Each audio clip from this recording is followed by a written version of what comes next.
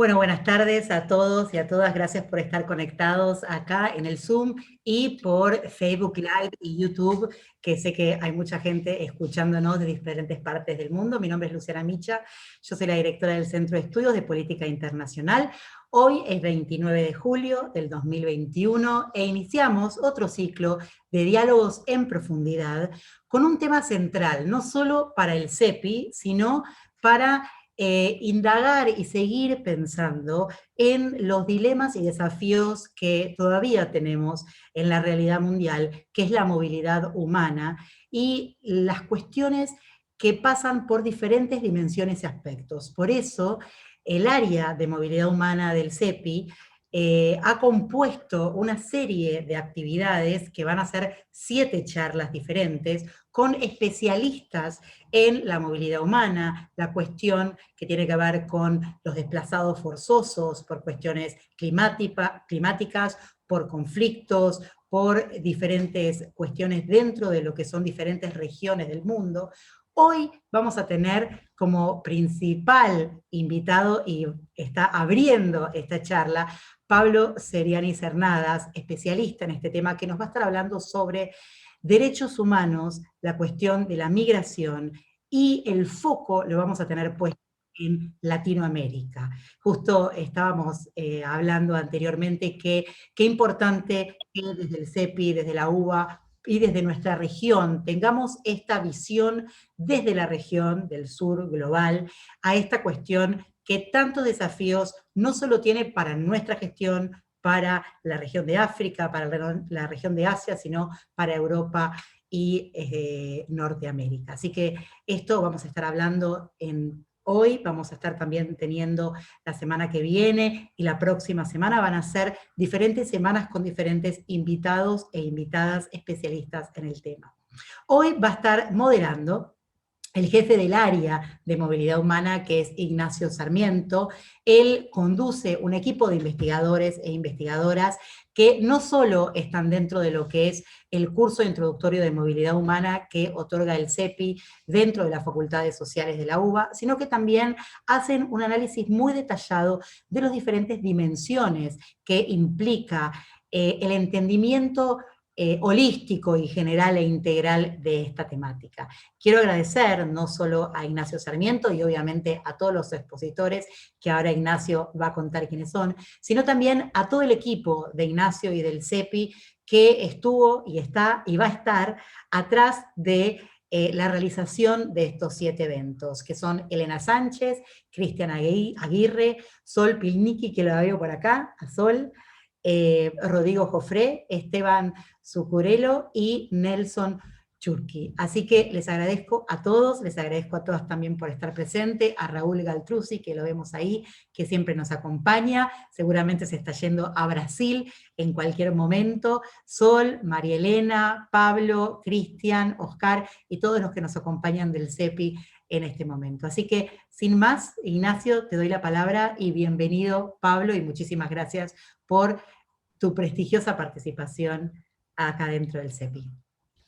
Gracias, Luciana. Bueno, como decía Lu, es un honor para nosotros del CEPI, tener movilidad humana, tener a Pablo Seriani.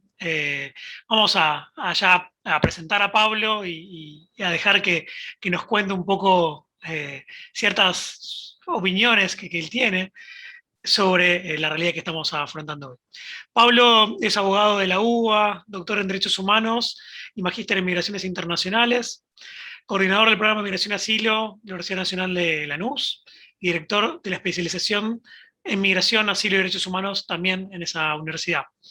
Es ex vicepresidente del Comité de Naciones Unidas sobre Derechos de los Trabajadores Migrantes y sus familiares. Es profesor también de Migraciones y Derechos Humanos en carreras de grado, posgrado en las universidades de Argentina, la UBA, la UNLA, la UNSAM y también en otros países. Es profesor invitado del curso interamericano sobre migraciones internacionales de la OIM. Ha sido consultor de UNICEF, la OIT, la OIM, UNFPA en numerosas iniciativas sobre derechos de las personas migrantes. Al mismo tiempo integra redes académicas y sociales a nivel global y regional sobre migraciones, sobre políticas públicas y derechos humanos. Ha sido perito de la Corte Interamericana de Derechos Humanos en casos sobre derechos de personas migrantes y refugiadas, y coordinó también la Clínica de Migrantes y Refugiados de la UBA, y también fue abogado del Centro de Estudios Legales y Sociales, el CELS. También, por último, Pablo es autor de numerosas publicaciones sobre políticas migratorias y derechos de las personas migrantes y refugiadas. Así que sin más, Pablo, nuevamente bienvenido, muchas gracias, y bueno, estamos aquí para escucharte. Bueno, buenas noches a todas y a todos. Muchísimas gracias por la invitación. La verdad que para mí un placer estar aquí en este ciclo de charlas, bueno, en este nuevo ciclo de charlas organizado por el CEPI. Y bueno, dando de alguna manera el puntapié inicial de una serie de diálogos bien interesantes que vendrán en las próximas semanas en materia de movilidad humana y en diferentes lugares de la región y del mundo. Así que muchísimas gracias por la invitación, y si les parece voy a pasar directamente a la presentación, así aprovechamos lo más posible el tiempo. A ver, estoy poniendo ahí pantalla completa, espero que funcione, creo que sí, ahí va. Bueno, muy bien. Bueno, a ver, un poco el tema que me propusieron para hablar tenía que ver con migrantes, derechos de migrantes, y sobre todo en contexto de COVID. Lo que hice fue presentar o preparar una serie de cuestiones sobre este tema, pero sobre todo en el marco de América Latina, para tener tal vez una mirada de alguna manera general de la región, sin poder profundizar por cuestiones de tiempo, por supuesto, en cada uno de los países, pero bueno, por lo menos un marco general, alguna serie de reflexiones para luego poder conversar sobre temas que surjan a partir de preguntas u opiniones que puedan plantear, y que seguramente estos temas se podrán profundizar por las distintas personas que vendrán en este ciclo, ¿no?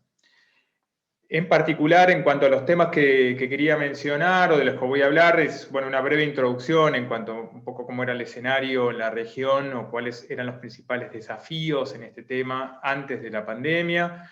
Luego, sobre la pandemia en particular, sobre todo dividido en dos cuestiones: el impacto en sí de la pandemia, y luego las condiciones de igualdad o desigualdad de las personas migrantes en las políticas implementadas en el contexto de la pandemia, para terminar con unas últimas reflexiones o opiniones sobre cuál podría ser un escenario de esta temática, y concretamente de los derechos de las personas migrantes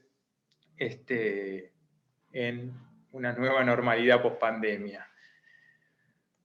Antes me parecía importante hacer como algunas aclaraciones o notas previas, y que tienen que ver con por lo menos mi opinión sobre algunas cuestiones conceptuales básicas, que por básicas no quiere decir que sean un consenso general, ¿no? Pero me parece bien aclararlo, o por lo menos aclarar de qué estoy hablando cuando uso, por ejemplo, la palabra migrantes, ¿sí? Al hablar de migrantes y personas migrantes, bueno, no solo estoy no parándome en ningún lugar en cuanto a país receptor o país de origen, es decir, no hablo ni de inmigrantes ni de emigrantes, sino de personas que se desplazan. Pero sobre todo, la aclaración tiene que ver con que estoy hablando de cualquier persona que reside de manera temporal o permanente en un país del cual no es nacional, o que transita por otro país del cual no es nacional con el objetivo de llegar a otro país, independientemente de la causa, ¿sí? No estoy haciendo una clasificación jurídica más específica si la persona luego es reconocida como refugiada o no, sino esta noción más genérica del concepto de migrante, en el cual que incluye toda persona solicitante de asilo o persona refugiada, ¿sí? En todo caso, ese es un estatus jurídico adicional que se le da a una persona de acuerdo a tratados internacionales y luego la legislación de cada país en materia de protección de personas refugiadas. Pero hablar de migrantes no excluye personas refugiadas, entonces, ¿no? Esa aclaración, porque para no piensen que no estoy incluyendo a personas refugiadas, sino que están incluidas dentro de ese concepto. Y luego, básicamente todo el análisis está centrado en personas migrantes en condiciones de vulnerabilidad, ¿no? Una mirada, en mi opinión, que es importantísima, que es cuando hablamos de migración forzada, no estamos hablando de solo las personas que luego eventualmente pueden ser reconocidas como refugiadas. Para mí, el carácter forzado de la migración tiene que ver con con el no acceso a derechos en el país de origen, ¿no? Con una serie de vulneraciones a derechos que pueden ser distintos tipos de derechos, la combinación de derechos civiles, derechos sociales, derechos políticos, pero que el eventual reconocimiento de alguien como refugiado no hace que el proceso no es una condición, perdón, sine qua non para que podamos definir esa migración como forzada, como una migración involuntaria, como de alguna manera una estrategia de salida a la vulneración de derechos, a las condiciones de vida, oportunidades, a derechos que debería tener toda persona en condiciones de igualdad en el lugar en el que nace, ¿no? ¿No? Y condiciones de vulnerabilidad no hace a una persona, a un grupo de personas, sino justamente a esa vulnerabilización que se da por la negación de derechos, ¿no? Entonces, no hablamos de grupo vulnerable, sino de condiciones generadas por la vulneración de derechos, ¿no? Entonces, retos previos, y voy a tratar de pasarlo rápidamente para luego seguir con el tema central que tiene que ver con el contexto de pandemia. Algunos retos generales en la región, independientemente de la diferencia de los países, entre los países en materia de política migratoria desde un enfoque de derechos, es la falta de política integral. ¿De qué estoy hablando? La política migratoria no es solo regular quién entra a un país y si se puede quedar o no, y por qué razones podría eventualmente un Estado expulsar a una persona, porque ese es el carácter de movilidad de la política migratoria. Luego el resto de la política migratoria, el que le da este carácter integral es todas las dimensiones, sobre todo sociales, que tiene que ver con educación, con empleo, con acceso a vivienda, todo lo que es el proceso de integración social, acceso a servicios de salud. Básicamente lo que define más el carácter de persona a todas personas migrantes y por lo tanto la necesidad de abordar su realidad, sus necesidades desde políticas sociales y no desde una política de movilidad, alguien que ya dejó de moverse, que ya está en un proceso de inserción y de integración en el país al que emigró. Entonces hay una ausencia en ese sentido. De hecho, si hiciéramos aquí una encuesta y dijéramos, bueno, la política migratoria, uno piensa ya Dirección de Migraciones en Argentina o Instituto de Migración en México, y así en cada uno de los países. En realidad ese organismo es el que se ocupa de otorgar residencias. Luego está todo lo demás. Y es difícil, a veces nos parece hasta casi antinatural o extraño hablar de política migratoria y pensar directamente en educación, o en salud, o en trabajo, cuando en realidad debería llevarnos ahí automáticamente si pensamos la necesidad de una mirada integral a un fenómeno que es multidimensional. Algunos otros retos, los problemas que hay en las rutas migratorias, sobre todo en América Latina en los últimos años, esto se ha incrementado, más irregularidad migratoria, personas que circulan en condiciones de ciertos riesgos, de precariedad. Esto era una foto muy característica y lo sigue siendo en el tránsito hacia América del Norte, hacia Estados Unidos, pero hoy también encontramos esta realidad y previo a la pandemia ya era una realidad en todo el continente. La presencia de diferentes modalidades de control migratorio que impactan en derechos y sobre todo prácticas como la detención por razones migratorias, es decir, privar de la libertad a una persona por no tener determinado permiso de residencia, o lo que se llaman los procesos de expulsión o deportación.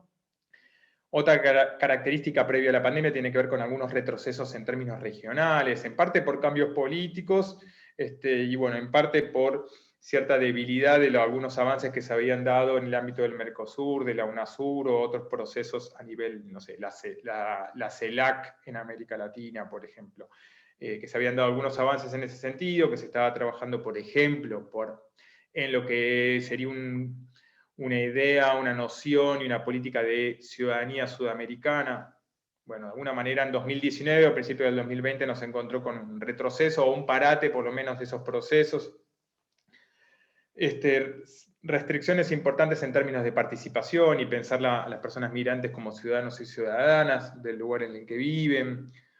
Otro problema estructural, ¿no?, que tiene que ver con la xenofobia y el racismo, ¿no? El racismo estructural en nuestras sociedades postcoloniales y combinadas a su vez con la xenofobia manifestada de diversas formas. Desigualdad en el ejercicio de derechos sociales, salud, educación, empleo, con derechos laborales, derecho a la seguridad social. sobre la base de la nacionalidad de la persona, es decir, no ser nacional, o el estatus migratorio que tiene. Y por supuesto, si hablamos de migración y derechos, como decía en la nota previa, ¿no? La vulneración de derechos como causa estructural de la movilidad, ¿no? La desigualdad, la violencia, el racismo, la discriminación en nuestras sociedades que empuja a la población a desplazarse. Bien, en contexto de COVID, algunas reflexiones sobre la realidad que hemos empezado a observar a partir sobre todo de marzo del año pasado, ¿no? Por un lado, obviamente el impacto que tiene la pandemia y las primeras medidas que se empiezan a implementar en la movilidad en sí, ¿no? En este aspecto de la política migratoria que tiene que ver con el desplazamiento, con el circular, con ingresar a un territorio, y como es obvio, el primer impacto tiene que ver con el cierre de fronteras por las medidas de emergencia sanitaria que fueron implementando todos los países a partir de marzo del año pasado, ¿no? Esto que generó en términos de movilidad, en buena medida, ¿no? Y de esta movilidad que estoy hablando, ¿no? Esta movilidad forzada por vulneraciones de derechos, la necesidad de la población de distintos países de salir de una situación o de violencia, o violencia generalizada o violencia focalizada a determinados grupos sociales, de vulneración de derechos, de necesidad de acceder a servicios básicos, que es una característica del desplazamiento en nuestra región, ¿no? Entonces, independientemente del contexto de pandemia, los procesos de movilidad se siguieron produciendo, ¿no? Estas causas no se pusieron en pausa por la declaración de la pandemia. Lo que generó en ese contexto el cierre de fronteras es una proliferación de los pasos irregulares, es decir, una circulación de personas por los territorios de la región más invisible todavía del que ya era, un incremento de ingresos irregulares, es decir, de ingresos por pasos no habilitados, justamente ante un cierre total de los pasos fronterizos.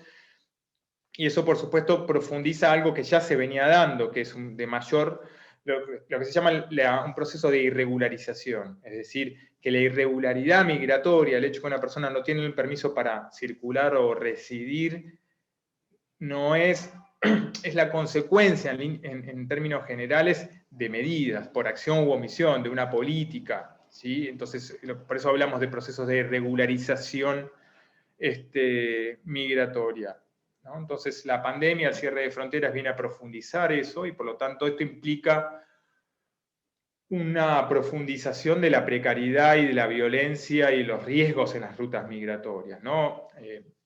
Para quienes conocen más esta materia, saben perfectamente que, y esto hay evidencia de sobra, en América Latina, en el contexto de migración hacia Europa, en el contexto de migración desde el sudeste asiático hacia Australia, en fin, en distintos contextos, o de migración africana hacia el sur, hacia Sudáfrica, ¿no? A mayor restricción de la movilidad, lo que se genera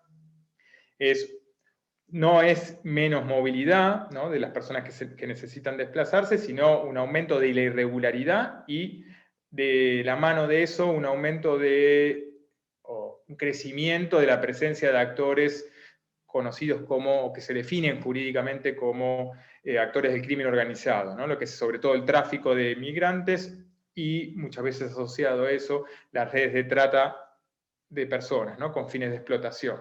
Entonces, evidentemente estos procesos en América Latina también han llevado a este tipo de consecuencias y por lo tanto a una mayor violencia y de riesgos y peligros para las personas que, por medidas previas a la pandemia y luego por el cierre de fronteras, debe desplazarse en esas condiciones. En este contexto, evidentemente, una primera pregunta que surgía ya a partir de marzo, abril 2020 y con bastante dificultad para acceder a la información, creo que hasta el día de hoy, sobre qué ha ocurrido, es en qué medida la razonabilidad que uno podía, y en cierta medida uno puede entender, pero sobre todo en ese contexto uno podía comprender de la declaración de una emergencia que justifique una restricción a la circulación por razones de pandemia, ¿no?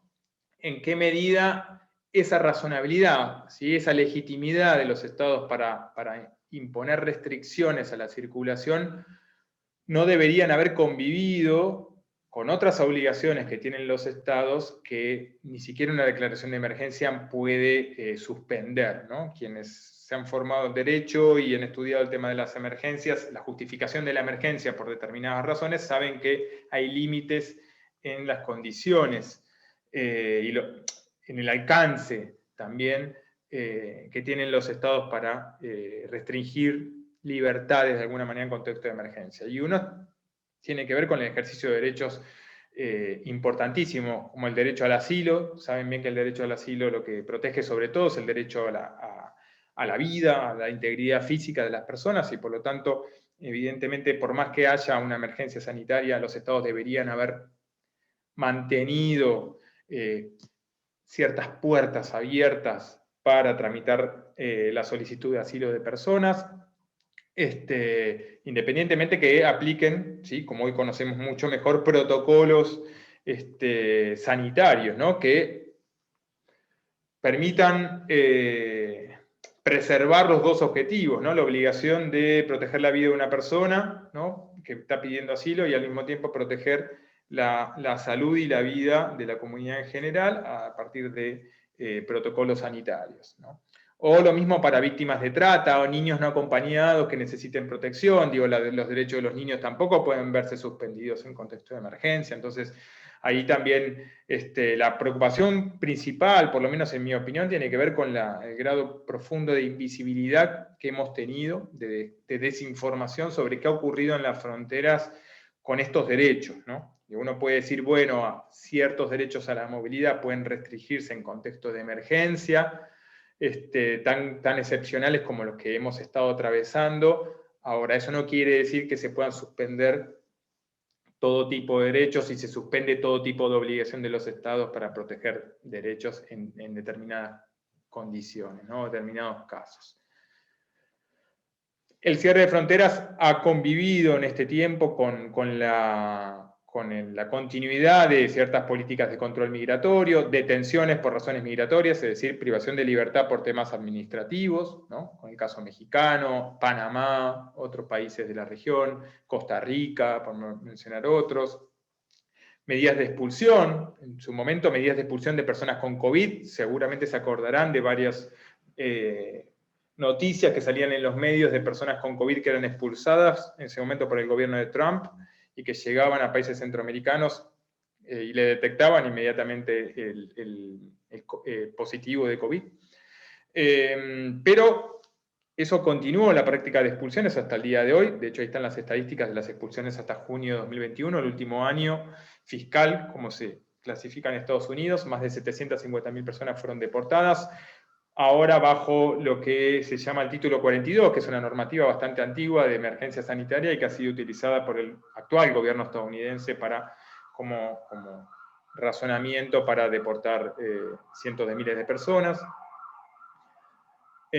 Otra tendencia preocupante del último año tiene que ver con, frente a este aumento de los pasos irregulares, consecuencias de obstáculos previos a la pandemia, vemos el cierre de fronteras, se ha dado un desplazamiento de Fuerzas Armadas a algunas fronteras, como en el caso de Ecuador con Colombia y de Perú con Ecuador, profundizando una mirada errónea de pensar el tema migratorio como una cuestión de seguridad, y de seguridad que no solo justifique la presencia de fuerzas de seguridad, sino directamente Fuerzas Armadas. Esto automáticamente, cada vez que ha ocurrido esto en distintas fronteras del mundo, profundiza más y más y más esta irregularidad y peligrosidad en las rutas migratorias. No detienen los procesos, sino que los hace más riesgosos. Casos de deportaciones colectivas que se han dado estos últimos meses en Chile, ha habido varias denuncias, ha habido resoluciones de organismos internacionales de derechos humanos, Comité de Derechos de Migrantes de Naciones Unidas, Comisión Interamericana, en fin, el relator de Naciones Unidas sobre Derechos de Migrantes ha emitido opiniones contrarias a estas expulsiones colectivas, ¿sí? Cuando hablamos de expulsiones colectivas quiere decir que no ha habido un debido proceso, ¿sí? No ha habido una evaluación individual de qué medida se justifica una expulsión o no, sino que ha habido expulsiones de grupos sin evaluación y por lo tanto sin garantías básicas que deben regir en todo Estado de Derecho, ¿no? De debido proceso donde un Estado impone una sanción a una persona. Otro tipo de situaciones tienen que ver con trabas, problemas, personas varadas en fronteras a lo largo de todo este año y medio. Muchas se han dado y se siguen dando, sobre todo en lo que es el paso de Colombia hacia Panamá, lo que se llama la selva del Darién, y luego a través de los distintos países hacia el norte. Y particularmente esto afecta a lo que es la migración haitiana, lo que llamamos migración extracontinental, migración de países africanos y asiáticos que entran a América Latina, muchas veces por Ecuador y luego transitan hacia el norte. Bueno, han quedado en una situación de extrema vulnerabilidad en este tiempo. Ha habido algunas reformas normativas, regresivas, que profundizan algunas políticas de control y de sanción a infracciones migratorias, como una reforma a la Ley de Movilidad Humana en Ecuador, e iniciativas de criminalización de infracciones migratorias en el caso de Perú, pero que afortunadamente no han sido aprobadas. Bien. Además de este impacto en temas de movilidad, lo que ha habido, por supuesto, el impacto en las condiciones de vida de la población migrante por parte de la pandemia y luego de las medidas para mitigar los efectos de la pandemia. Una consecuencia inmediata de la pandemia y las medidas de aislamiento, por supuesto, ha tenido que ver con el empleo y con los ingresos, ¿no? En muchas de las sociedades las personas migrantes se encuentran dentro de los grupos sociales en mayor situación de vulnerabilidad o de precariedad en el empleo, de informalidad laboral, ¿no? Una región que tiene altísimos porcentajes de informalidad en el empleo. En el caso de población migrante, por lo general está sobre representada en términos de informalidad, y más aún cuando estamos hablando de países que tienen un porcentaje importante de la población migrante sin permiso de residencia, ¿no? En situación migratoria irregular, lo cual supone ya, en términos formales, la prohibición de trabajar, ¿no? Y por lo tanto trabajos bastante más precarios que por lo general sean en el ámbito de la vía pública, ¿no? Desde venta ambulante, ¿no? Servicios que sean en la vía pública y que, como se imaginarán, medidas de aislamiento estrictos, como ocurrió en la primera etapa, supuso la pérdida casi absoluta de ingresos para muchísimas familias migrantes, incrementando su precariedad socioeconómica, el acceso a necesidades básicas, ¿no? En situaciones de exclusión o marginalidad, en la que ya se encontraban muchas personas migrantes en contextos en la región, y sobre todo muchas personas venezolanas que se habían desplazado desde Venezuela, sobre todo quienes se habían desplazado a los países más cercanos, ¿no? Lo que se llama la población, se le denominó los caminantes, ¿no? Porque vienen caminando desde Venezuela hacia Colombia, hacia Ecuador, hacia Perú, Chile, Bolivia, incluso hacia Argentina, pero mayormente a lo que es Colombia, Ecuador, Perú y Chile, ¿no? Los países que han recibido cientos de miles de personas venezolanas, o casi 2 millones como en el caso de Colombia. Muchas de esas personas ya estaban en una situación de exclusión bastante importante, irregularidad migratoria, y evidentemente la pandemia y las medidas de aislamiento profundizaron esa situación. Y vivían en condiciones, y viven en condiciones que los ha expuesto más, como ocurre con los sectores sociales en mayor situación de exclusión en América Latina, al contagio, ¿no? Al COVID, a enfermarse por las condiciones, sobre todo de la vivienda, pero también por la precariedad de las condiciones laborales, ¿no? Por la falta de protección, de herramientas y medios de protección y de prevención, por la precariedad justamente de sus condiciones laborales, a pesar de que muchas personas migrantes realizan lo que se llaman trabajos esenciales, y que hemos conocido, ¿no?, como trabajo esencial en los primeros meses de la pandemia, ¿no? Muchas personas migrantes evidentemente las personas migrantes han estado sobre representadas en términos proporcionales en esas categorías de trabajo esencial. Por un lado, para empezar, en el ámbito de la salud, ¿no? En diferentes áreas, por lo general, tanto profesionales como en todo el resto de los trabajadores y trabajadoras del ámbito de la salud. Hay muchísima población migrante, en todas las escalas en términos de cargos y de responsabilidad y de tipo de trabajo que desempeñan. En todo lo que tiene que ver con transporte, tareas de cuidado, en toda la cadena alimenticia, desde el cultivo, la cosecha, el transporte, la preparación de los alimentos, el traslado de los alimentos a través de las empresas donde hay muchísimos trabajadores y trabajadoras precarizadas, ¿no? en los servicios de delivery, en fin, cualquier etapa, cualquier eslabón de la cadena de producción y distribución y consumo de alimentos, hay una sobrerepresentación de población migrante. Sí, pero esa característica de trabajador o trabajadora esencial no ha tenido su lógica de continuidad en términos de protección o de valorización o valoración de esa función esencial. ¿Por qué digo esto? Porque muchas de las políticas sociales, de protección social, que los estados implementaron para mitigar justamente el impacto de las medidas de aislamiento por razones sanitarias, no han incluido o han incluido en condiciones de igualdad a la población migrante, ¿no? Por medidas de transferencias monetarias, otro tipo de programas de protección social. En la mayoría de los países han establecido algunas diferencias, tanto por nacionalidad, entonces directamente políticas para los y las nacionales, o por tiempo de residencia, sí pueden acceder a determinadas prestaciones implementadas en contexto de pandemia, si tienen X años de residencia, o si tienen permiso de residencia, y no los que no tienen permiso de residencia, ¿no? A pesar de el objetivo de estas políticas, ¿no? De mitigar esto para prevenir toda otra serie de problemas, o la profundización de problemas. Esto, por supuesto, exacerba desigualdades que ya existían. Y otra de las consecuencias evidentes, sobre todo en la región, tiene que ver con que ante la falta o la pérdida de ingresos o la reducción de los ingresos, eso luego repercute, por supuesto, en las familias en los países de origen, ¿no? En esas remesas que las personas migrantes envían mensualmente, periódicamente a sus familias, que bueno, que está siempre dentro de los objetivos de la migración, ¿no?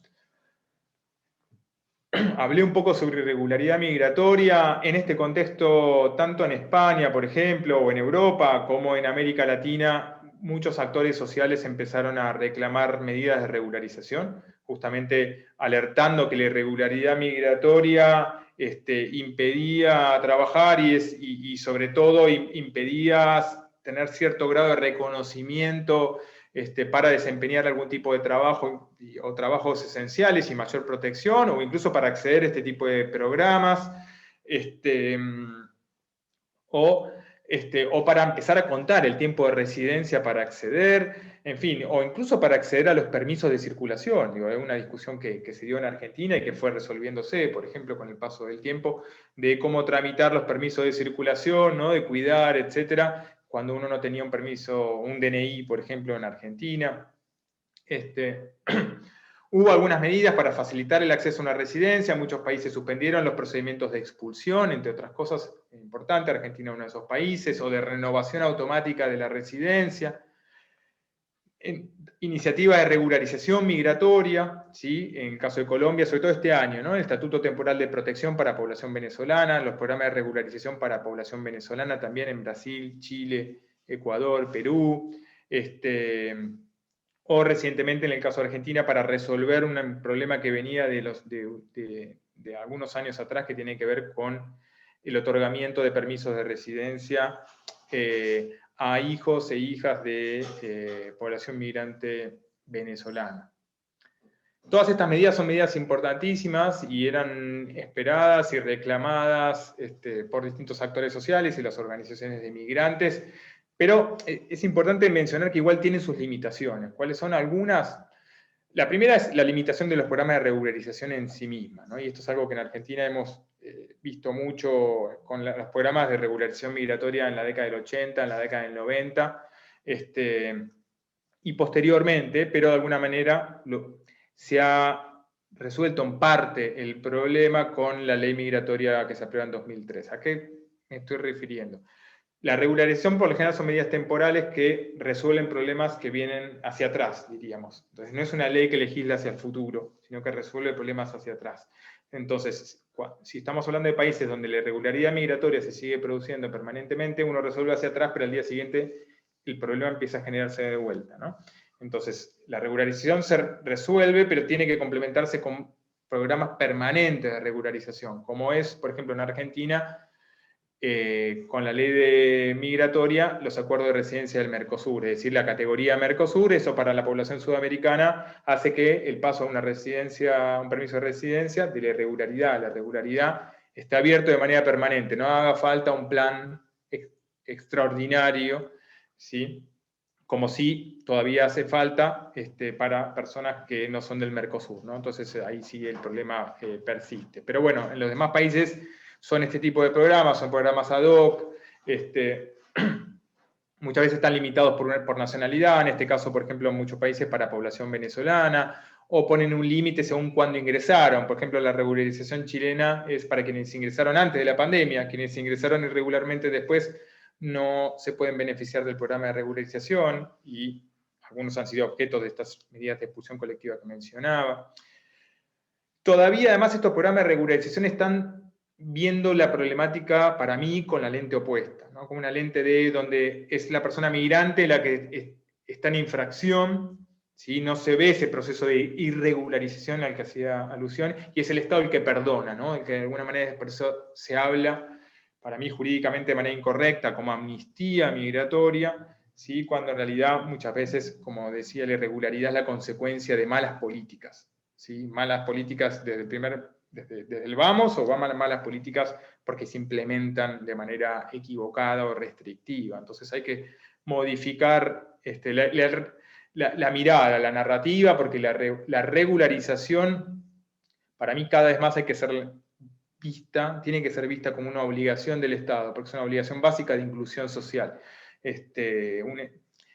Toda meta de políticas sociales pierde cuando la persona está en situación de irregularidad, y gana cuando eso se modifica, porque empieza un proceso, en principio virtuoso, de inserción social, de inclusión, de integración sociolaboral, que por supuesto tiene que ir acompañado por políticas laborales, políticas de generación de empleo y muchas otras cosas, ¿no? No alcanza, pero es imprescindible. En este contexto también hemos visto exacerbación de la xenofobia en la región, en otras regiones, muchas veces hacia determinados grupos, sea migrantes que viven hace mucho tiempo en los países receptores, o que ha estado focalizado, por ejemplo, a migrantes de origen asiático, ¿no? Esta idea del virus chino que decía Trump, llevó a formas de violencia contra población migrante de origen asiático, o ha sido tomado por autoridades, funcionarias o actores de la comunicación para seguir construyendo esta idea del migrante como chivo expiatorio, como responsable de la pandemia, de la saturación de los servicios de salud, etc. Incluso aquí hemos escuchado algunos medios de comunicación hablando de invasiones, ¿no? Algunos se acordarán de los videos de la frontera norte en Argentina el año pasado, intentando mostrar una supuesta invasión de Bolivia para cobrar el IFE, algo que era absurdo, ¿no? Que venían a hacer la fila para cobrar el IFE, cuando el IFE se cobraba por medios digitales, y además todo otro proceso administrativo, etcétera, etcétera. En fin, continuidad de prácticas de violencia policial, ¿no? Que exacerban también la xenofobia. En fin, ha habido toda una serie de situaciones preocupantes en ese sentido. Otra discusión más reciente, ya de este año, tiene que ver, aunque algunos planteos empiezan el año pasado, algunos planteos incluso de sociedad civil, de empezar a ver, bueno, cuando ya se vislumbraba que iban a empezar los planes de vacunación, se empezó también la preocupación de, bueno, en qué medida las personas migrantes iban a ser parte de ese plan de vacunación, no solo por una cuestión de igualdad, sino como un presupuesto básico, elemental. No hay que hacer un análisis muy jurídico, sino de sentido común, sobre la importancia de incorporar a toda la población, haya venido donde haya sido, para el éxito de un plan de vacunación.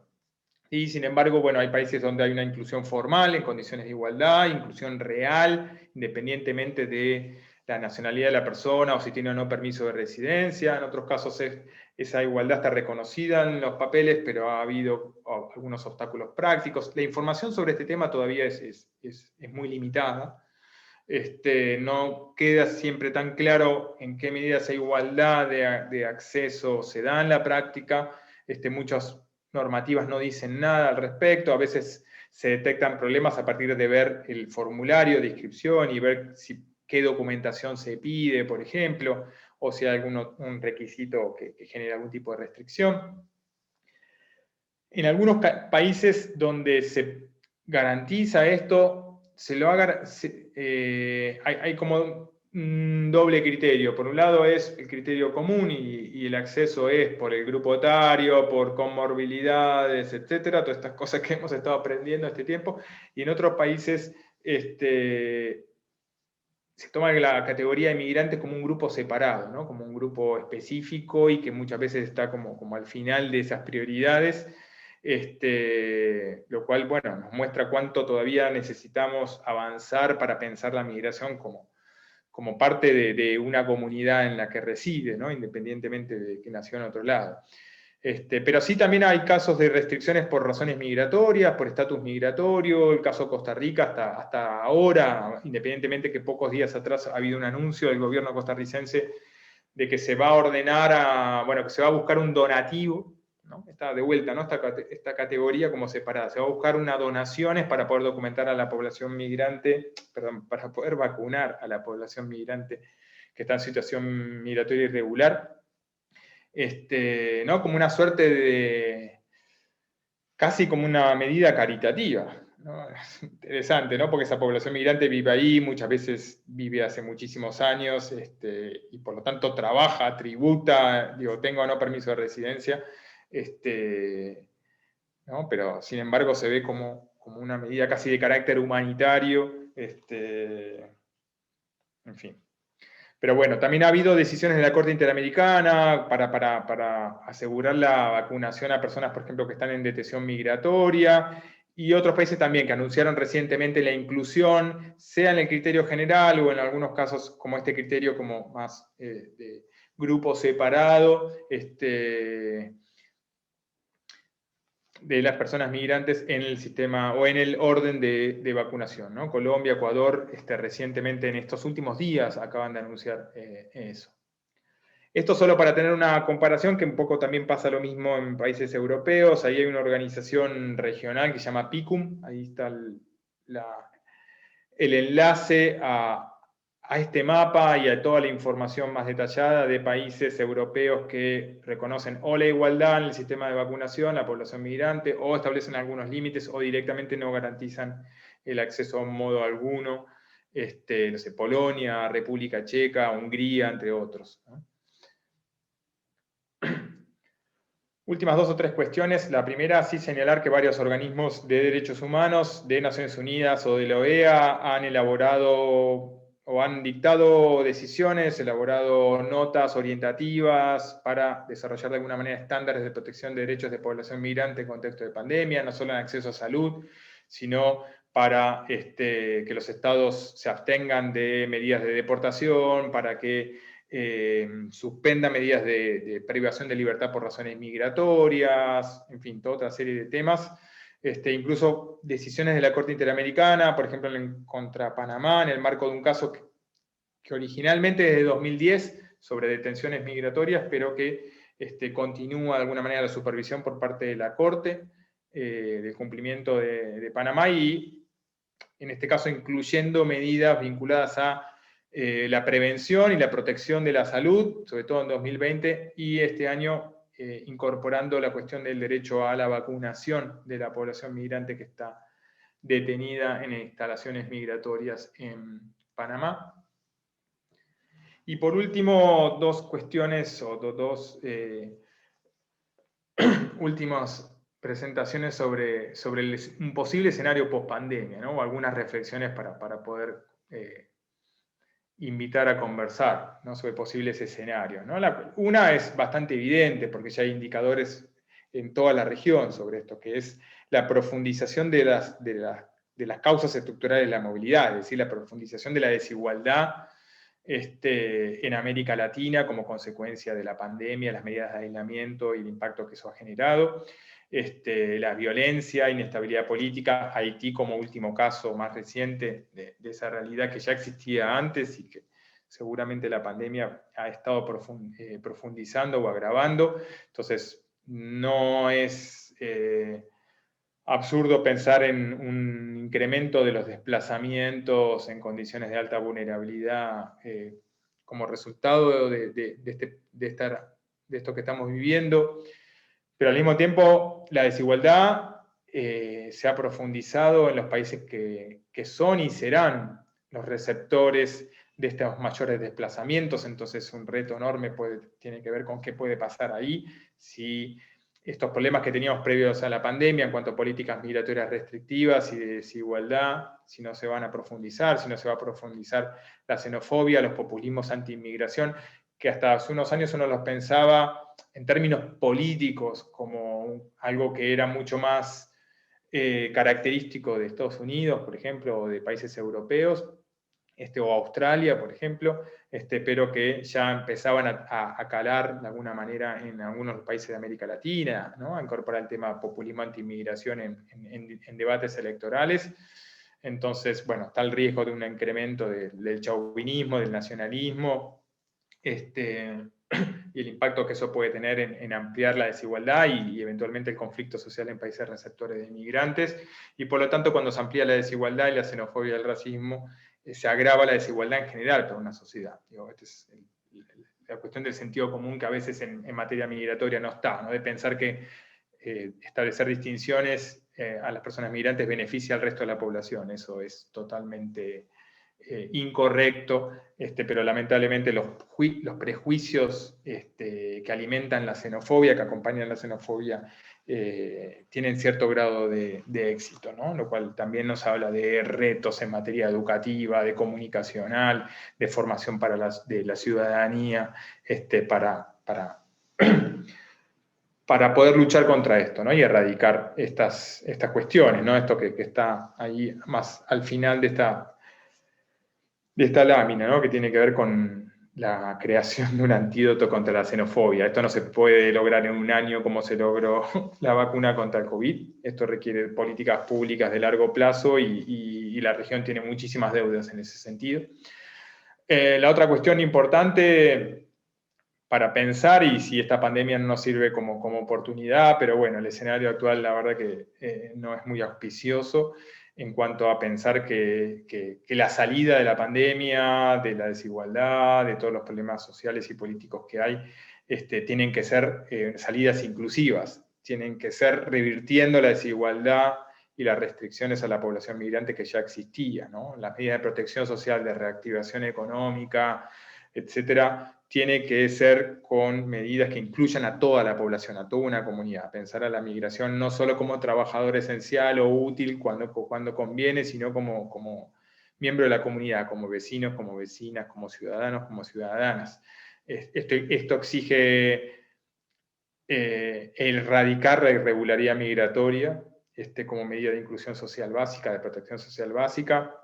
Por supuesto, la universalización de la vacunación, pero luego todo lo que tiene que ver con la inserción sociolaboral, la igualdad de derechos en materia educativa, en materia laboral, en materia de acceso a todo tipo de políticas, que debe ir dirigida a toda la comunidad, no a algunos, depende de dónde nacieron, etc. Y para esto es clave incorporar todos los actores, ¿no? Los actores sociales, participación social, participación de las organizaciones migrantes, derechos políticos, derecho a la participación en la comunidad en la que viven, en la que trabajan, en la que forman sus familias, etc. Pero luego el rol de los municipios, el rol de gobiernos provinciales, el rol de gobiernos nacionales, y luego también, por supuesto, el rol de lo que es las relaciones internacionales, ¿no? De la coordinación entre los estados para pensar otro paradigma de movilidad humana y de abordaje a un fenómeno tan estructural como la movilidad de las personas, ¿no? América Latina, de alguna manera, y sobre todo América del Sur, hasta hace unos años, parecía que iba caminando en esa dirección, con contradicciones, con muchísimos problemas. Los últimos años nos marcaron bastantes retrocesos. Ahora algunos de esos retrocesos se revirtieron, pero bueno, todavía hay ahí como un reto enorme de lograr consensos regionales por ejemplo, para lograr políticas de Estado, no sé, en toda la región contra la xenofobia, planes estructurales contra el racismo, planes de largo plazo contra el racismo estructural, en fin, o para el abordaje de las causas estructurales de la movilidad, entre otros temas, ¿no? Hay mucho por hacer, el escenario no es el más auspiciante, para nada, pero bueno, pero también la región tiene como varios antecedentes de giros positivos, giros progresivos en materia migratoria, reconocer la migración como un derecho humano, reconocer igualdad de derechos en muchas de las leyes, incluida la Argentina. Entonces, bueno, hay como unos elementos interesantes y sobre todo también en los actores sociales para trabajar en esa dirección. Aquí lo dejo, entonces. Gracias por la atención y perdón si me extendí un poco del tiempo. No, estuvo perfecto. Mil gracias, Pablo. Creo que Lu quiere hacer una pregunta o no. ¿No? Yo tengo varias preguntas. Hay cosas que tocaste que muchas de los textos, de las cosas que nosotros hablamos usualmente, no hablan, ¿no? Una de las cosas que me llama la atención y le tocaste, pero quisiera que profundices, que digas algo más, es sobre esta cuestión de el combate a la xenofobia y el racismo. ¿Cómo ves? Digo, si hablamos de que los migrantes, obviamente, por una cuestión de cómo se insertan en las sociedades, están sobrerepresentados o tienen mayor participación como, entre comillas, ¿no? Como estos actores importantes en el combate y la batalla contra el COVID. ¿Cómo vos pensás que la región o ciertos países combaten la xenofobia? Digo, hay una deuda ahí claramente, un poco lo has deslizado. ¿Y qué se hizo hasta ahora? Si querés contarnos un poco más profundamente. ¿Y qué desafíos hay, ¿no? Con respecto a eso? A ver, en líneas generales, y para no tomarme muchos minutos, para mí, digo, las respuestas por lo general han sido, a ver, una primera respuesta es, no hay política de Estado contra la xenofobia y el racismo para mí, ¿no? En la combinación de esos dos. No ha habido en la región, más allá de uno puede encontrar algunos ejemplos muy puntuales. Por lo general, hablamos de campañas, ¿no? De respuestas más espasmódicas, ¿no? Alguna campaña de la narrativa de esto y lo otro, los inmigrantes todos somos migrantes. No estoy descalificando las campañas, ¿sí? Yo creo que son importantísimas. Ahora, me parece que la campaña es solo una pieza de muchas otras piezas que son fundamentales. La primera un poco lo mencioné. ¿Cómo se aborda el tema migrante, esa diversidad de orígenes, de pertenencias que caracteriza a toda sociedad? La Argentina ni hablar, hace 150 años, o sea, que es parte constitutiva de nuestra sociedad. Y a mí lo que me sigue sorprendiendo es que cada vez que sale un tema de migrantes en una noticia o medio de comunicación, basta mirar los comentarios de los lectores y las lectoras para horrorizarse, para pensar que estamos en una sociedad que experimenta procesos migratorios hace 5 años. O sea, cuando nos marca como sociedad, digo, más allá de lo que tiene que ver con población originaria, ¿no? Preestado nacional, ¿sí? Eso nos marca una ausencia, lagunas importantísimas, ¿no? Cómo se trabaja la formación por la ciudadanía. Yo siempre digo, y estos últimos años sobre todo, en cómo generaciones más jóvenes nos están enseñando, por ejemplo, muchas cuestiones en términos de diversidad sexual, ¿no? Identidad de género, ¿no? Muchos de nosotros lo estamos experimentando con nuestras propias hijas, esa evolución de alguna manera. Bueno, el tema migratorio eso no ha ocurrido, ¿sí? ¿No? Y uno puede ver como la juventud tiene muchísimos más elementos y herramientas para dar cuenta o para empezar a revertir procesos de discriminación estructural por orientación sexual e identidad de género.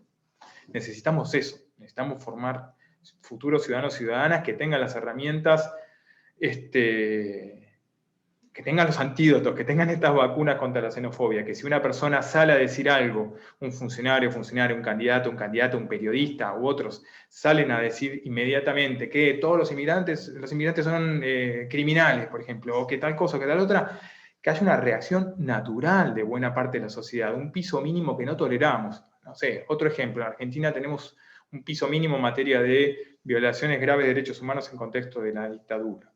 Y que cuando hay algo que pueda amenazar ese piso mínimo que ganamos, ¿no? Y que defendimos como sociedad, digo, hay una reacción inmediata de decir, no, esto no. esto no puede ser así, ¿no? Bueno, lo mismo tiene que pasar con esto, porque la xenofobia nos daña como sociedad en general, ¿sí? Genera mayor desigualdad, genera violencia, genera conflictos, impacta día a día en los niños en la escuela, bullying, porque tu padre es tal, entonces seguro que es un delincuente, un chorro, un narcotraficante, etcétera, etcétera, ¿no? Y va pasando de nacionalidad en nacionalidad, ¿no? Aquí lo decimos sobre determinadas nacionalidades, si uno va al país de al lado, lo dicen sobre nosotros y otros, y así, ¿no? El absurdo de cómo se construye el prejuicio asociado a por qué, porque nos tocó nacer en determinado lugar, algo que la ciencia todavía no logró cambiar, ¿no? Que nadie decide dónde nace, ¿no? Entonces, eso, trabajar con los medios de comunicación, la responsabilidad social de los medios de comunicación. En América Latina hay muy poco trabajo. Hay iniciativas, sí, de vuelta, hay iniciativas de campañas, iniciativas que empiezan en un momento y terminan en otro, que son buenas, son importantes, pero tiene que haber una política pública en este sentido. No estoy diciendo restringir la libertad de expresión, es trabajar con los medios de comunicación para pensar su responsabilidad social, del daño que se genera diciendo una cosa sobre la migración, ¿sí? O sea, y muchas personas decimos, la declaración de una persona con impacto social por su rol político, social o comunicacional en este tema es automática, el daño que genera es automático y se extiende por años. Revertir eso es un catálogo de políticas públicas, programas a nivel municipal, en la educación, en la comunicación, en el barrio, etcétera, para revertir lo que dijo una persona. Hasta hace pocos años estábamos trabajando con el impacto que generó los altos niveles de xenofobia a fines de los 90 en Argentina, donde se acusó a los inmigrantes de todo lo que nos pasó y que nos llevó a lo que pasó en 2001. ¿Sí? Eso nos llevó años y años y años de trabajo para que poco a poco intentara revertir esos daños. Pero bueno, cada vez que se dan hechos así, vuelven a suceder. Entonces, es un catálogo de políticas. Es trabajar en el barrio, es trabajar a nivel comunitario. A nivel comunitario, finalmente, las personas migrantes son vecinos y vecinas, son parte de la comunidad, son padres y madres de la escuela, son chicos que van a la escuela, son el que te vende y el que te compran en un almacén, y etcétera. Son los que se organizan para luchar que haya cloacas, son los que se organizan para que no haya violencia policial o para que no haya inseguridad ciudadana, ¿sí? Son tan parte de la comunidad como otros, pero eso a veces está muy invisibilizado. ¿Y por qué? Porque finalmente el mensaje que aparece en un medio de comunicación es que aparecen los migrantes en la noticia de policiales o en algún debate político. No aparecen los inmigrantes como parte de la comunidad informando, siendo informantes como, ¿no?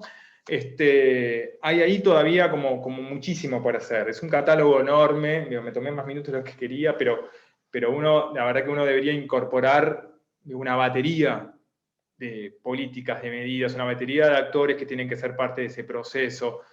Trabajar desde lo local, desde lo barrial, desde lo comunitario, ¿no? Es un trabajo de hormiga y con objetivos de largo plazo, pero es imprescindible, porque si eso no se trabaja, cada vez que hay una situación X, volvemos para atrás, etc. Gracias, Pablo. Yo opino lo mismo que vos. Me parece que hay una falta de políticas integrales con respecto a la discriminación, salvo algunas campañas esporádicas o algunas cuestiones puntuales. Me parece que los estados latinoamericanos tienen una deuda muy grande. Ni hablar, si empezamos a cruzar migrantes y afrodescendientes u otra cantidad de interseccionalidades que hacen más agua todavía, lamentablemente. Nos gustaría decir otra cosa, ¿no? No sé si alguien más tiene otra pregunta. Yo tengo una batería de preguntas. ¿Alguien del público que está acá compartiendo con nosotros tiene alguna pregunta? Antes de yo seguir monopolizando, que no es mi idea. Yo te llevo por otro lado. Un poco viendo los fenómenos, de los flujos migratorios, si querés, de Venezuela, pero otros también, y que hablaste con respecto a la pandemia puntualmente. Con respecto a dos fenómenos puntuales, ¿sí? La irregularidad migratoria por un lado y los movimientos mixtos en la región, que son movimientos que ya hace rato venimos viendo que existen y que se mantienen en el tiempo. ¿Cómo pensás que estos dos fenómenos se articulan en relación a la vulnerabilidad de las personas? ¿Y cómo pensás que se desarrollaron o cómo sabés, cuál es tu opinión, durante la pandemia? ¿No? Que es un punto que me parece también central en estos últimos años y actualmente, ¿por qué no? Sí, bueno, a ver, primero está bueno introducir que el fenómeno del desplazamiento venezolano implica para la región sudamericana, sobre todo, para toda América Latina, pero sobre todo para Sudamérica, un antes y después, ¿no? Es un nivel de desplazamiento inédito a nivel histórico. Digo, más allá de, cuantitativamente uno podría decir, bueno, el desplazamiento por el conflicto armado en Colombia ha sido mayor, se han ido muchas más personas de Colombia, pero bueno, ese es un proceso que se ha dado durante décadas, las décadas del conflicto armado, que se sigue dando, está totalmente oculto, pero se sigue dando el desplazamiento forzado de Colombia por actores vinculados al conflicto armado. Y al mismo tiempo, no solo que ha sido en un plazo de tiempo mucho más largo, sino que no ha sido mayoritariamente a otros países de América Latina, sino también que muchas personas colombianas han ido a Estados Unidos, a Europa u otros lugares en busca de ser reconocida como refugiada, ¿no? Escapando del contexto de conflicto. El caso de Venezuela es una población de más de 5 millones, se estima que se han desplazado en muy pocos años, y cerca del 90% ha sido América Latina. Entonces, y muchos de ellos, la gran mayoría, a América del Sur. Con lo cual, en ese sentido es una situación bastante inédita, e incluso ha ido a países que tienen muy poca experiencia contemporánea de recepción de población migrante. Colombia, menor medida Ecuador, pero Ecuador, Perú, y en menor medida Chile, que ya venía siendo un país de destino ya en los últimos 20 años, por lo menos, ¿no? Entonces, no ha sido tan imprevisto. Entonces, en ese contexto, la población venezolana lo que tiene es un poco ciertas similitudes, por ejemplo, con el desplazamiento sirio. ¿Por qué? Porque es un desplazamiento de todas las capas sociales, de alguna manera, ¿no? Personas en un estatus socioeconómico en Venezuela de bastante privilegio o con ciertos niveles de acceso a condiciones de vida y que se ha ido de Venezuela, como mayoritariamente quienes se han ido, y sobre todo estas personas caminantes de las que hablaba, se han ido en una situación de extrema vulnerabilidad, extrema precariedad de condiciones socioeconómicas, ¿no? Ahí ha habido bastantes iniciativas, incluso de la Comisión Interamericana de Derechos Humanos y de otros, hablando de que todas esas personas deberían ser reconocidas como refugiadas con un estatus similar, ¿sí? Ahí, de vuelta, mi opinión, un poco vinculando a lo que decía al comienzo, tiene que ver con para mí el desplazamiento en condiciones de vulnerabilidad, es decir, porque sus derechos fueron vulnerados en el país de origen, requiere que el Estado los reciba desde una lógica de protección. Cuando digo de protección, no estoy hablando de protección bajo el derecho internacional de refugiados, sino de protección bajo el derecho internacional en general, que eso puede incluir la Convención de Ginebra sobre materia de refugiados, como puede incluir todo el catálogo de tratados de derechos humanos, la Convención sobre Derechos del Niño, incluso los protocolos en materia de trata de personas, de proteger a víctimas de trata de personas, etcétera, etcétera, ¿no? Lamentablemente la práctica generalizada no es así, ¿no? Digo, el uso permanentemente de la idea de refugiado versus lo que construyeron ficticiamente migrante económico, que es una definición que es un término que no tiene ninguna definición jurídica, ¿sí? Que lo han hecho para justamente dejar afuera a personas que necesitan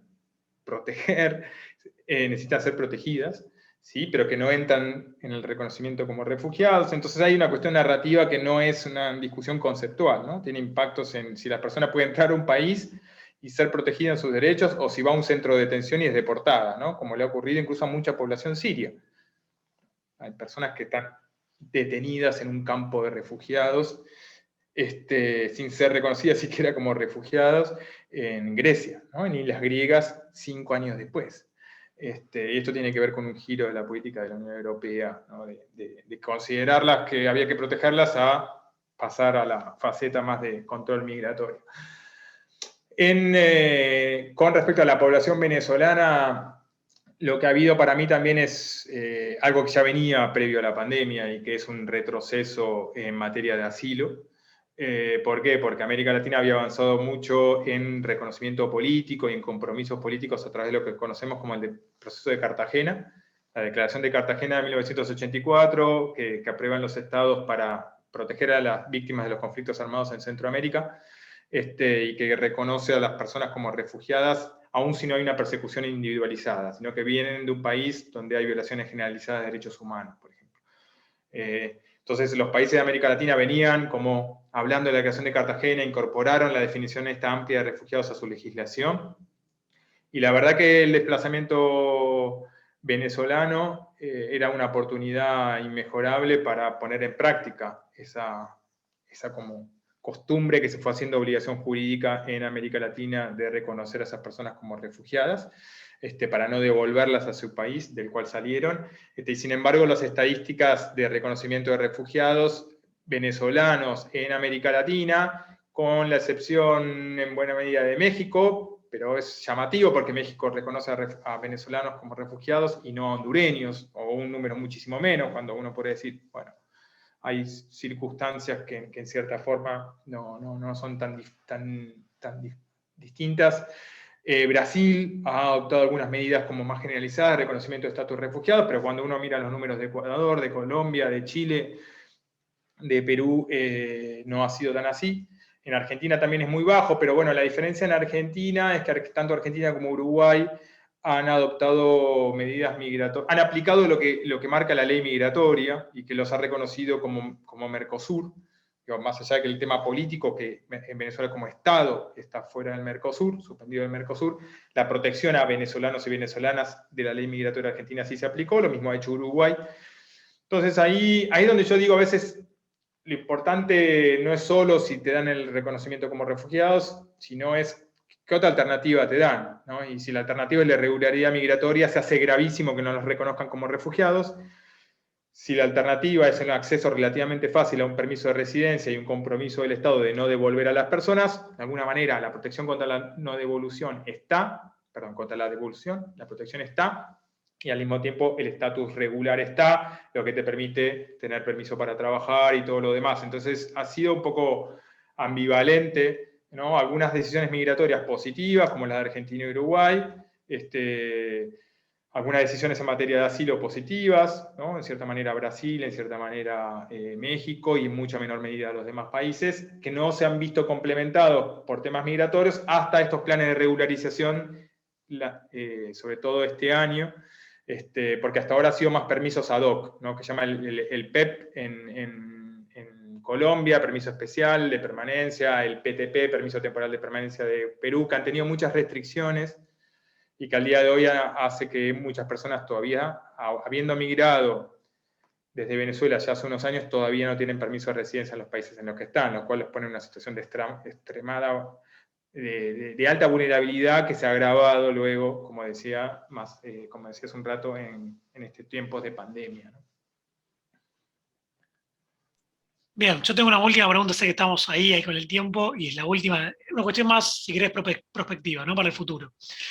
En el marco justamente de los acuerdos de residencia del Mercosur, los acuerdos de ciudadanía del Mercosur, entre el 2020 y el 2021, ahora en los últimos años, para los últimos meses, se estuvo moviendo un poco este tema. Para vos, personalmente, ¿vos creés que la nacionalidad Mercosur va a favorecer los flujos migratorios, la integración en la región? Sí, no, estos gobiernos que hablabas antes, que vos llamabas populismos antimigración, ¿los ves como obstáculos puntuales a esta integración real?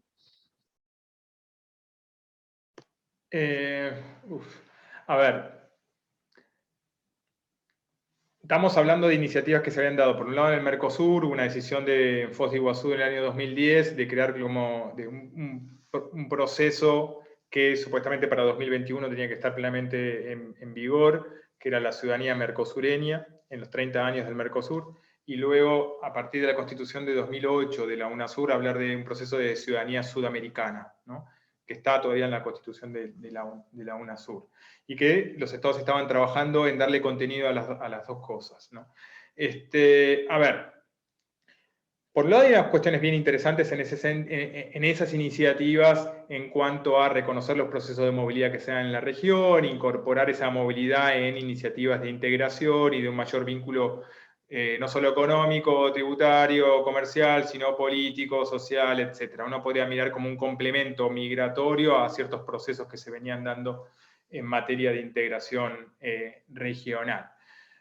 Ahora, luego, en el punto de partida había para mí un problema, y en su momento lo discutimos cuando se aprobó esa decisión en el año 2010, que era un poco una preocupación de si esta ciudadanía regional no podía convertir a la región en una réplica del modelo de integración de la Unión Europea. Es decir, porque una cosa es reconocer esa integración y a partir de esa integración facilitar la movilidad, que se da igual, ¿no? Pero si la facilitas en términos de facilitar que ingresen con permiso, que tengan el permiso de residencia, etcétera, etcétera. Una cosa es eso y otra cosa es que acuerdos en ese sentido incluyan el reconocimiento de igualdad de derechos, por ejemplo, igualdad de derechos laborales, igualdad de derecho a la salud, etc.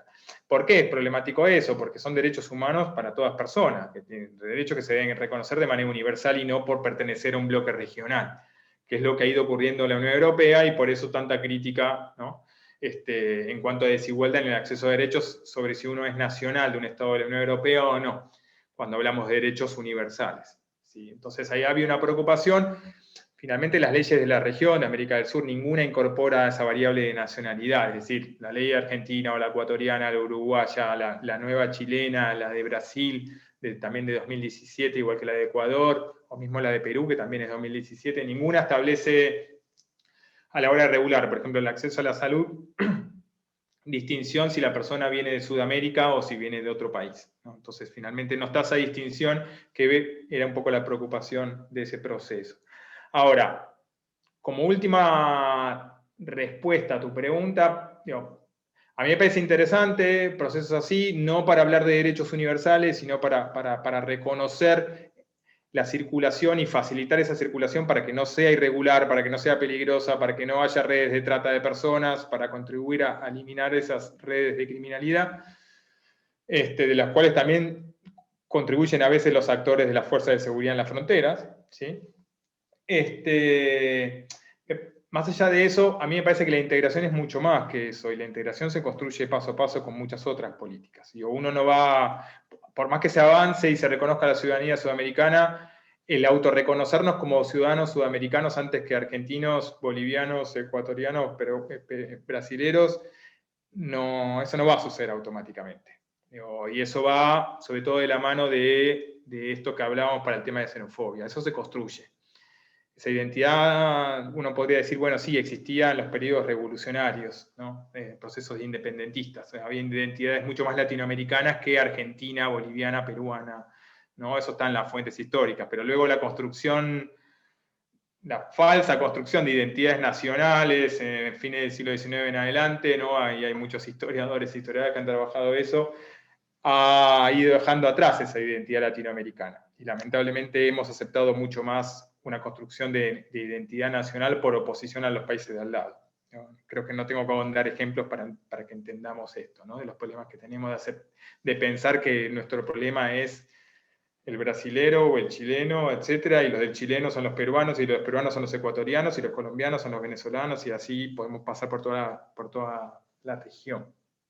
Entonces hay que deconstruir eso, para considerarnos sobre todo ciudadanos de una determinada región. Eso por un lado, y por último, cualquier avance en ese sentido no debe ir hacia atrás en términos del derecho a migrar. Si migrar es un derecho humano, de vuelta es un derecho universal, y entonces los derechos asociados a la migración y a la movilidad deben estar garantizados a cualquier persona, independientemente si viene de la región o si viene de otra región, ¿no? Y esto explica por qué todavía buena parte de la población migrante, por ejemplo, de origen africano, en nuestros países enfrenta los problemas de violencia, de racismo, etcétera, que tiene, ¿no? Bien, bueno, por mi parte, bueno, mil gracias, Pablo. Creo que ya estamos con la hora, Lu. Antes de pasarle la palabra a Luciana y a Pablo para que pueda terminar, quiero recordarles que el próximo martes 3 de agosto va a estar viniendo a hablar Ana Paula Penchazade sobre algo que Pablo justamente mencionó, que nos parece absolutamente importante, interesante y poco habitual muchas veces de lo que se reflexiona, que es pensar a las personas migrantes como miembros de una comunidad. Ana Paula nos va a hablar un poco sobre eso en términos muy amplios. Así que bueno, Lu. Bueno, primero agradecer la interesantísima charla. Justo ayer se cumplieron los 70 años de la firma de lo que es la Convención para el Refugiado, o sea que estamos en una época donde mucho se ha hecho a nivel global, pero mucho todavía hace falta. Hace pocos años muy poquitos antes de la cuarentena, de la pandemia que nos azota todavía, estaba en las cuestiones de agenda a nivel de Naciones Unidas, este pacto mundial para los refugiados, y teníamos en la agenda internacional este fenómeno, que no es una amenaza ni un riesgo, sino un fenómeno que tenemos que todos apropiarnos y entender cómo hacer políticas, tanto desde la nación, como desde la región, como desde lo global. Me parece que traspasa todos los niveles de análisis, y creo que lo que hizo la cuarentena es poner en riesgo esta visibilidad que se necesita, y esta, como vos bien decías, ¿no? Esta necesidad de verlo integralmente, que a pesar de que podamos hacer campañas, y que nuestra región sea una región que realmente no tenemos divisiones estructurales entre los países, para poder abrazar al migrante, argentino, chileno, uruguayo, boliviano, todavía las cuestiones, tanto a nivel nacional como regional e internacional, siguen estando sin tener una fortaleza en la agenda internacional para poder hablar sobre estos temas, y que estos temas realmente sean una cuestión de tal magnitud. Inclusive el Papa Francisco ha hablado sobre este tema para también traerlo en la agenda internacional. Y creo que la pandemia y los conceptos de soberanía en términos negativos nos han cerrado a fronteras internas, nos han devuelto una cara que no es viable para el mundo que tenemos hoy, que es un mundo totalmente integrado, un mundo que trasciende fronteras en todos los aspectos, desde la tecnología, el comercio, el desarrollo industrial, lo que tenemos ahora, que es todo lo que tiene que ver con la virtualidad, que nos acerca a todos los países y a todas las regiones. Creo que seguir no poniendo el foco en la cuestión de las migraciones y el derecho a migrar que todos tenemos, nos retrotrae a ámbitos de xenofobia y racismo, como vos bien decías, Pablo, y creo que en algunas regiones del mundo, como en Europa, hay alertas tempranas en este sentido, de cuestiones de partidos políticos radicalizados que tienden a asumir este fenómeno como de forma muy responsable, y de forma de marcar una otredad que no es tal, o que es artificial a la hora de ganar votos y desde el ámbito político hacer peligrar estos derechos que la ciudadanía nos otorga. Y creo que uno de las charlas nuestras va a ser ciudadanía y movilidad humana, ¿no? Y ver esta ciudadanía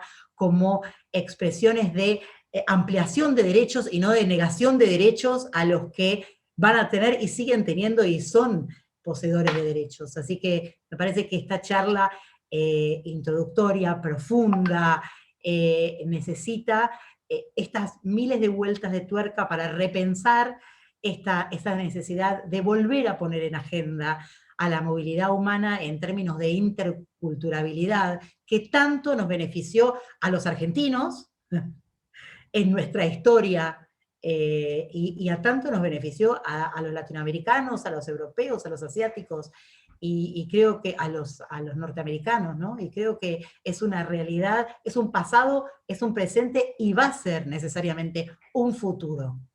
Y que vamos a tener que pensar qué estrategias prácticas poner a prueba en este futuro, que este fenómeno es imparable. Y es imparable y puede ser positivo si nosotros lo vemos de esa manera y de alguna manera encontramos la forma de interactuar con esto, que es una realidad que no es evitable, sino que tiene que ser algo que a todos nos dé cuestiones positivas. Así que, Pablo, muchísimas gracias por esto, muchísimas gracias por el contacto de tenerte acá en la comunidad del CEPI, gracias a todos los que participamos, y te dejo las últimas palabras de despedida. Gracias a ustedes, la verdad, por la invitación, y sí, como decías, la verdad que hay mucho por hacer. Este tema está hace mucho y estará por mucho tiempo. La verdad que es un tema central sin duda de todo el siglo XXI, eso no hay dudas, así que cómo lo abordemos va a hablar de cómo somos como sociedad, ¿no? Pero también va a hablar mucho de qué futuro nos espera, ¿no? Si es con mayor inclusión o mayor niveles de desigualdad y eventualmente de violencia, ¿no? Esto que hablabas de Europa evidentemente no está marcando, ¿no? Ahí no nos da el tiempo, pero la forma en que de desigualdad que se ha tratado a la población migrante y de origen migrante durante algunas generaciones, por ejemplo en la Francia postcolonial, ¿sí? 1950, 60 en adelante, es parte de las explicaciones de la presencia, del hecho que franceses, hijos de franceses, nietos de franceses, decidan volarse por los aires, ¿no? En un teatro. Digo, no está desconectado, ¿no? Entonces hay que pensar seriamente en estos niveles de desigualdad y por lo tanto, bueno, trabajar temas de xenofobia, racismo, ¿no? El racismo hoy marca mucho la xenofobia en Argentina. Xenofobia hemos tenido contra italianos y españoles hace 100 años, pero la diferencia hoy es que se combina la xenofobia con el racismo que hemos tenido y que seguimos teniendo como sociedad, desde el origen, hacia la población indígena y hacia la población afro. Entonces es una combinación muy compleja que necesita revertirse de manera conjunta, ¿no? Así que bueno, nada, hay muchos retos, pero bueno, yo creo que también dialogar, pensar ideas, pensar propuestas, reformas, en ese sentido nos ayuda a encontrarlas, bueno, a darle vuelta al asunto y encontrar las herramientas para modificar esta realidad. Así que nada, muchas gracias. Gracias a vos, gracias a todos. Muchas gracias, Ignacio. Excelente la conducción y la moderación. Aunque muchas preguntas no hubieron de parte de los que estamos presentes, pero la verdad que fue muy bueno todo. Los esperamos entonces el próximo martes a las 7 de la tarde con el mismo Zoom para seguir indagando, charlando, pensando y repensando nuevas ideas creativas, como está pasando ahora en los Juegos Olímpicos, que vemos las cuestiones actuales que hay. Un grupo también de refugiados inmigrantes que no tienen bandera, pero están compitiendo y están haciendo lo que ellos quieren y sienten y son expertos en eso. Así que muchísimas gracias, Pablo, a todos, hasta luego y buenas noches.